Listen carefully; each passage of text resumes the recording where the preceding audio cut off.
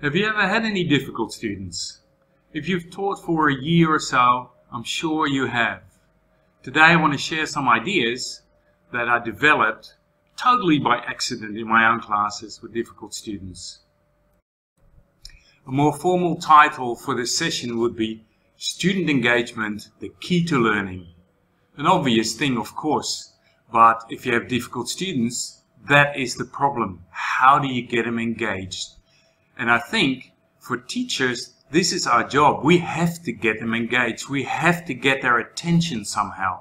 And I'm going to show you a couple of ways to do this.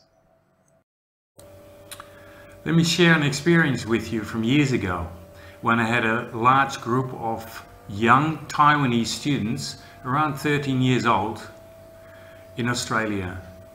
Everybody had tried to teach them. They were impossible. They were just not interested at all. The parents would drop them off in Australia, give them a house, a lot of money, and then leave them.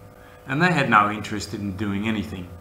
So every teacher had tried, and in the end they said, "Luke, would you mind having a look at this class and try?" I said, "Okay, I'll do it. I'll give it a go." And I walked into the classroom, and there was just no reaction from the students. They were sitting there speaking Chinese to each other. They didn't even notice I was there. Even when I started talking to them, they kind of ignored me, and I thought, oh great, this is going to be fun. Anyway, I tried a few things and tried to get their attention, and it just wasn't working. Until one day, I came into the classroom with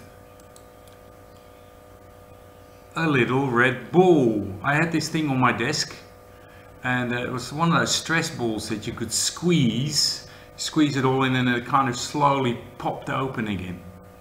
And I was tossing it around, and all of a sudden I noticed one of the students was looking at me. I said, "Oh, teacher, can I have a look at the ball?" I said, "Did you do your homework?" He said, "Yes, no, not finished. I said, "Okay, you finish your homework now, and then you can have a look at the ball." And so he did, and I'd never seen him work that hard. And I tossed the ball to him when he was done. And then other students got involved, and they wanted to have a look at this ball. And so this ball went around the classroom and was used as a prop for them to finish their work. And we asked questions with it, threw it around the class. For some reason, and I really don't know why, it completely changed this classroom. The atmosphere in the classroom, the dynamics in this classroom were completely changed by this little magic red ball. And it wasn't planned, it was totally by accident, but it worked. Your challenge, or our challenge as teachers, is that our students are used to constant, rich, colorful input through smartphones, video games, TV and internet. And we have to make our classrooms interesting enough for them to want to come and study. It's no longer good enough to just give them a boring old textbook and hope they'll get engaged in your lessons. You have to find that little red magic ball that gets them engaged. So the little red ball worked with that group of Taiwanese students, but it doesn't work with all groups. And so you have to find different keys. You've got to try different things until you work out what grabs their attention. And that's the secret of this, that somehow that little ball grabbed everybody's attention and the group got focused. And once I got their attention, I could start teaching them, and they were actually a really good group after that. They're great to work with. Okay, often technology works, of course. Students are used to it, they get online, and that's their world. And so if you can use that, if you have that technology around, you should use it to your advantage and to their advantage. And we'll look at topics of conversation that may turn your class around, a few other things: acting out, student-centered classroom management, paper cards, and the daughter. These are all a number of success stories from myself and from other teachers who have turned really difficult classes around. So here's my big philosophy of teaching. Whatever works. So when you have difficult students, you try different things until something grabs their attention and you can actually start teaching them. Listen to the following stories. The first story is about a group of 120 Emirati boys from a military high school in the Middle East who came to Australia for about 3 or 4 weeks to do a study program. They had to be in class, learn English in the mornings, and then in the afternoon they went out and did other things. But they really didn't want to be there. And they can be quite difficult. They were basically out of control. We walked into the classrooms, they were not even acknowledging teachers being there. They were just constantly speaking in Arabic, and with 20 to 25 in a class, it was very hard going. In fact, it was so hard going that one of the teachers who was not used to Arab boys came into the staff room after the first break and said, "What the F was that?" And he walked out and we never saw him again. He couldn't cope at all. Now, I was used to groups like this, but this was pretty extreme and it took me quite a while to get their attention. No idea, standing there thinking, what am I going to do? Until I mentioned to them that I had lived in the UAE, and I mentioned one of the cities, Ras Al Khaimah, and all of a sudden somebody said in the back of the room, "Oh, I'm from Ras Al Khaimah," and somebody else said they were from there, and then others started yelling out their cities, Fujairah and Dubai, Abu Dhabi, and we started talking about the different places in the UAE, and I finally had their attention. So we were talking, and I let them talk a lot, and there was still a lot of Arabic talk, but I often asked them, "Can you translate it? What did he say? What did he say?" And they helped each other, and so we started connecting with each other and communicating at least. And from then on, I started to slip in the worksheets with other work and some stuff I had to do from the program. And but they were then willing to actually work with me. So it was great. And we ended up talking a lot about education, because they started to realize that what we were doing in Australia was so different. And they actually expressed quite a bit of frustration with their education system, or the school they were in, where it was just basically a rote learning system. And they said to me, in 3 days here, I've learned more English than I learned in 2 years in that school. So they were kind of interested in discussing that, and I had to let that go a lot and use it to my advantage. And again, it ended up quite a pleasant class, and we had a pretty good time, and they were learning. And here's an opposite story. Imagine a class full of Japanese that want to do conversation but are too shy to say anything because they're worried about making mistakes, etc. And it didn't matter what I tried, there was just no reaction from them. And the more quiet they got, the more excited I got at trying to hype them up to do something and respond to things, and it just has the opposite effect, really. And then after a number of weeks, I was so tired of it that I, again, not planned, I just put a chair in the middle of the room and I sat down like this.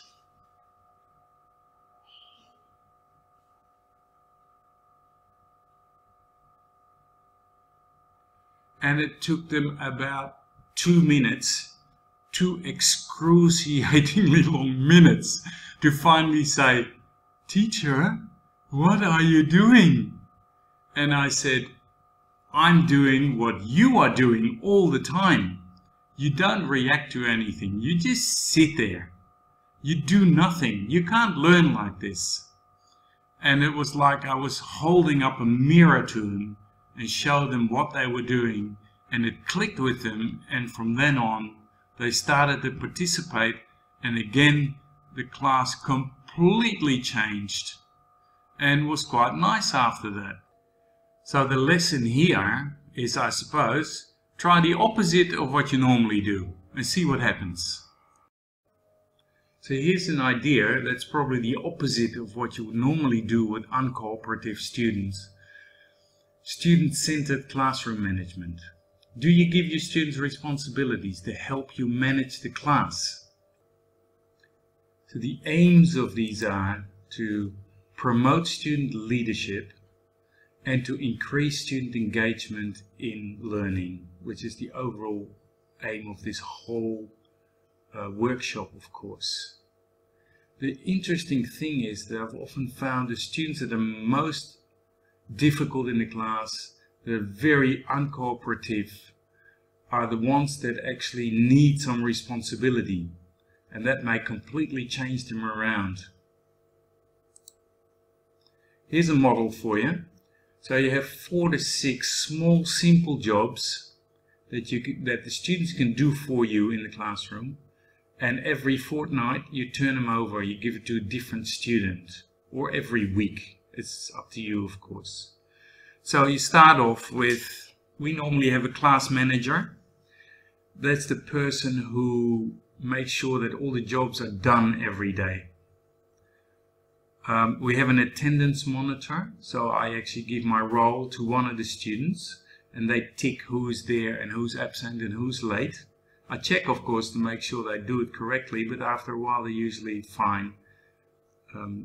They stop ticking their friends present if they're not, etc. So then we have a classroom environment leader. He makes sure that the classroom is cleaned up at the end, that there's no rubbish flying around, that the seats are back in place, etc. They don't have to do it by themselves, but they can ask other students to help them, but they're in charge, they're responsible for their job. We have a vocabulary leader, somebody who writes down all the new words on cards or a list or posters or whatever way you want to do it, and they make them available to other students. We have a class work leader. This is the person who hands out all homework and worksheets, etc., and also collects everything again. There are other jobs. We've had people, current affairs leaders, somebody who would bring in a story from the newspaper that we would discuss, and they would write some questions about that and lead the discussion. We've had AC and sort of technology people that would make sure the AC was okay, and they go and see the security guard in the college, or if, you know, changed so the AC could be changed if it was too hot or too cold. They also help with any problems with the computers if the students have one, and so on. So you create jobs that are relevant in your classroom environment and that your students can do. You will find that quite a few students really take to this and love doing it, and it completely changes their attitude in your classroom. Once your students are used to this system, you'll find that it gives you a lot more time, because you don't have to do all these things, and you can actually focus on your students and on your teaching. Here's an idea I picked up at a conference this year. The presenter used cardboard cards to give to his students. And these were students that were constantly interrupting his class. So I gave them cards like this. Everybody got 2. That meant that they could say something twice. And every time they contributed to the class discussion or gave an answer to a question or helped fill in the worksheet, they would give the teacher one of their cards, and once they had given him 2 cards, that was it. They weren't allowed to say anything anymore. You had to reinforce that quite a bit, like, you know, sit down, don't talk anymore, you've used your 2 cards. But they got used to it, and after a while he didn't have to use the cards anymore. They got used to giving answers that actually made sense, and they stopped interrupting the whole process. I've also heard of teachers that ask the students to stand up after they're given 2 answers or something, stand up and then wait till the next exercise, and then we're allowed to contribute again. But again, whatever works with your students, use it. Okay, this is the final story, and I hope you can see there's a lot of variety in these ways that teachers handle difficult students, and you've got to keep experimenting till something clicks.